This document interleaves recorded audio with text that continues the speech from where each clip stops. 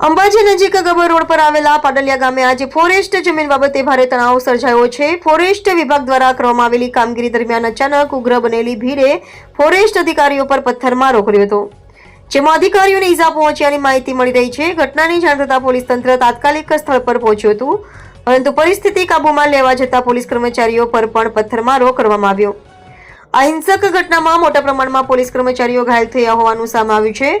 પથ્થરમારામાં ઘાયલ થયેલા પોલીસ કર્મચારીઓને લોહી લુહાણ હાલતમાં તાત્કાલિક અંબાજી સિવિલ હોસ્પિટલમાં સારવાર માટે ખસેડવામાં આવ્યા છે, જ્યાં તેમનો તબીબી ઉપચાર ચાલી રહ્યો છે। ઘટનાને પગલે સમગ્ર વિસ્તારમાં અફરાતફરી અને તણાવનો માહોલ જોવા મળી રહ્યો છે। પરિસ્થિતિ વધુ ન વણસે તે માટે ઘટના સ્થળે વધારાનો પોલીસ બંદોબસ્ત ગોઠવવામાં આવ્યો છે। પોલીસ દ્વારા પથ્થરમારો કરનાર તત્વોની ઓળખ કરી કાયદેસરની કાર્યવાહી હાથ ધરવામાં આવી રહી છે। રિપોર્ટર રાણાભાઈ પારેગી।